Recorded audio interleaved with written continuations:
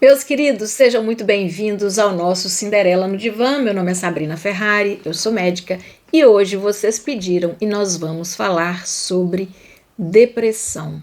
Eu optei por trazer para vocês algumas coisas diferentes do que a gente costuma ouvir falar. Muitas vezes os sinais, eles estão escondidos. Às vezes uma pessoa muito irritada, ou muito agitada, um workaholic, são sinais de depressão e a gente não percebe. A depressão é uma doença psiquiátrica que nos afeta fisicamente, psicologicamente e muda o nosso comportamento. No mundo inteiro existem aproximadamente 350 milhões de pessoas deprimidas. E no Brasil, esse número também é um número que assusta. A depressão é responsável por, em média, 12 mil mortes por ano por pessoas que tiram as próprias vidas. Eu gostaria de desmistificar um pouco o que é depressão do que é tristeza. A tristeza, gente, ela acontece quando algum fato externo nos atinge de maneira profunda, por exemplo, quando a gente briga com alguém que a gente ama, quando a gente perde um emprego. São fatores externos que nos atingem e aí isso nos gera uma tristeza. Agora, a depressão é diferente. Ela é um acometimento da alma. É aquela coisa que a gente não sabe muito bem o porquê dela estar acontecendo. Você pensa assim, eu tenho tudo básico, todo necessário, e mesmo assim eu não consigo sair daquele sentimento profundo de tristeza. Aí vocês tomem cuidado, porque já pode ser uma depressão.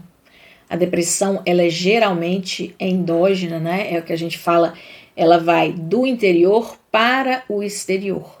Ela começa aqui dentro ou aqui dentro. Então a gente pode entender que a depressão, ela vem como uma tristeza muito profunda e sem causa aparente. Você fala, puxa vida, não tem um motivo aparente. Agora, existem depressões que também são, elas começam de forma exógena e vão para dentro, por exemplo, a perda de um ente muito querido. Um fator externo que nos leva a uma tristeza profunda que pode sim se transformar numa depressão crônica. A irritabilidade e acessos de raiva também são muito comuns na depressão. Essa pessoa ela fica muito irritada e se volta principalmente contra as pessoas próximas a ela. E ela não tem muito claro o porquê de estar tão irritada. Vou deixar uma coisa clara, meus queridos. Isso pode ser uma depressão quando essas pessoas, elas não são geralmente irritadas e elas geralmente não têm acesso de raiva, porque existem pessoas que já nascem irritadas e com acessos de raiva, não é mesmo? Isso aí já é uma coisa do temperamento, da personalidade da pessoa. Quando essa irritabilidade vem numa pessoa que não é usualmente uma pessoa irritada, aí sim a gente tem que começar a prestar atenção.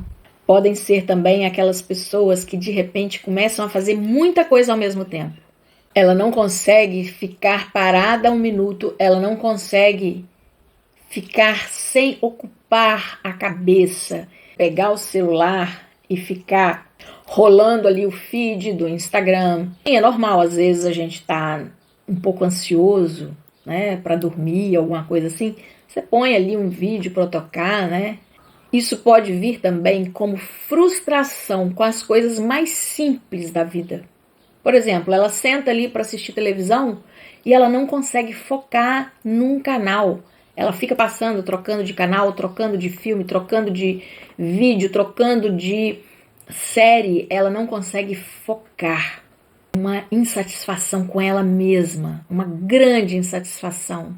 Essas pessoas também, elas podem colocar o foco delas em coisas inconsequentes, em coisas sem importância. Às vezes elas perdem a capacidade de tomar decisões em coisas que importam. Outra coisa, gente, é uma incapacidade de se divertir, uma incapacidade de achar graça, de achar interessante aquelas coisas que antes ela gostava de fazer. Então, por exemplo, encontrar com alguns amigos, sair, de se divertir, de tomar uma cerveja, de tomar um vinho, e de repente ela não quer mais aquilo.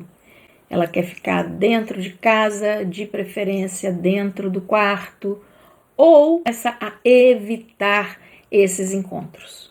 O que também acontece, mesmo que ela saia e se divirta um pouco, ali num primeiro momento, logo essa pessoa volta àquele estado sombrio, ali aquele estado de pensamentos negativos, de pessoas que estão mais deprimidas. Elas começam a se importar menos com a higiene pessoal delas e com a aparência. Então, se antes era aquele homem, aquela mulher muito cuidadosos com a aparência, a depressão pode vir e fazer com que aquelas pessoas se tornem relaxadas. Eu vou sair com essa roupa suja mesmo, não tem problema. Ou, eu não vou tomar banho hoje, não estou com vontade de tomar banho. Se você antes era uma pessoa super focada na sua higiene pessoal e de repente você começa a perder o interesse em tomar banho, lavar o cabelo, usar um desodorante, usar um perfume, gente, é para ficar, antenado. Isso é bom para vocês verem entre familiares, perceberem entre familiares. Sabe aquela pessoa que era super cheirosa, estava sempre com a roupinha limpinha, cheirosa, e aí de repente você chega e fala, puxa, parece que a pessoa não usou um desodorante, ou parece que não toma banho, já tem um tempo. Essas pessoas, elas estão, não que elas façam isso para chamar a atenção, mas se a gente vê isso acontecendo, isso pode ser um pedido de socorro. Então, essa pessoa perde o interesse por atividades que antes ela gostava de fazer. E perde o interesse, inclusive, pelos hobbies.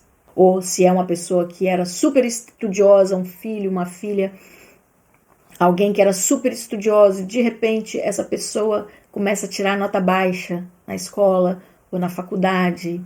Tudo, gente, que muda o comportamento. Essa pessoa passa a vida inteira sendo uma pessoa muito cuidadosa com a aparência, com a higiene pessoal, super estudiosa, uma pessoa tranquila, e essa pessoa muda, começa a ficar irritada, começa a ficar ensimesmada dentro de um quarto, fechada, não quer conversar muito. É alguma coisa para a gente ficar bem em alerta. Uma outra coisa que altera demais quando a pessoa está deprimida é o sono. Essa pessoa ela pode começar a dormir demais, porque o dormir demais também é uma fuga da realidade. Ela começa a ter muito sono, ela só quer dormir. Por quê? Porque para ela é mais confortável estar dormindo do que estar acordada, porque acordada ela começa a pensar na vida dela, nos problemas. Então, ela busca refúgio no sono. Ou o contrário também acontece, essa pessoa começa a ficar insone, essa pessoa não dorme, essa pessoa começa a ou ter dificuldade para dormir, ou ela começa a acordar muito cedo. Outro sinal muito claro são as alterações de apetite. Essa pessoa começa a comer demais ou de menos. A grande maioria come muito quando está triste, quando está ansioso, quando está deprimido, mas existem também uma porcentagem de pessoas que param de comer. Outra coisa é essa inquietude, essa pessoa não consegue ficar parada, gente. Ela não consegue ficar parada e ela não consegue ficar sozinha, ou às vezes ela está sozinha, mas ela está ali no celular, nas redes sociais. Outra coisa, essa pessoa começa a postar mensagens, alguns, né, nem todos, começam a postar mensagens no Facebook ou no Instagram, mensagens que são assim um pouco misteriosas ou que são diferentes das usuais. Essa pessoa de repente começa a postar coisas ou frases que não têm muito sentido para as pessoas que estão de volta. Ou essa pessoa está sempre reclamando. ou sempre irritada, ou sempre muito triste, falando de coisas tristes. Se é um padrão dela ser assim, ou se ela está mudando o padrão de comportamento dela. A redução da libido nessa pessoa. Ela não tem mais vontade, ou ela diminui muito a vontade de ter contato íntimo, sexual ali com o parceiro ou a parceira. Ansiedade, né, gente? Outro sinal e sintoma, ansiedade. Essa pessoa está sempre ansiosa. Comer unhas é um dos sinais de ansiedade. Outra pessoa é arrancar os fios de cabelo. Ou, de novo, aquela pessoa que não consegue ficar sem estar ali com a cabeça ocupada. Ela pode estar sozinha no quarto dela, mas ela está devorando o Instagram, o Facebook, ou assistindo vídeos ou séries. Essa pessoa não quer parar para pensar. Ela não quer ouvir os pensamentos dela, porque os pensamentos estão muito sombrios ali. Essas pessoas precisam de ajuda, gente. A indecisão é outra coisa que vem assim muito forte. Geralmente é uma pessoa que ela estava acostumada a tomar decisões, né, assertivas na vida dela, e de repente essa pessoa, como que ela se paralisa, ela não consegue decidir mais o que é bom para ela, ela não consegue decidir às vezes nem o que ela quer comer, ou o que ela quer vestir, ou se ela quer sair, se ela não quer sair, ou se ela estava fazendo um curso, ela não sabe mais se ela quer continuar aquele curso ou não.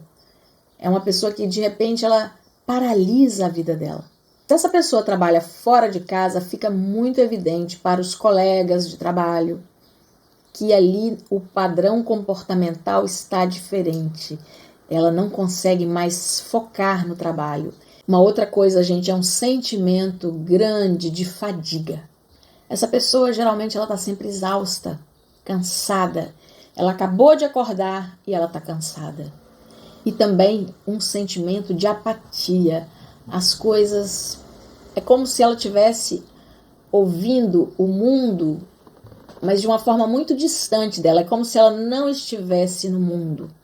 A memória dessa pessoa fica bem devagar. Ela fala mais lentamente. Ela não consegue se lembrar o que ela estava falando. Ela se perde no meio das frases. Sabe? Existe uma perda de memória.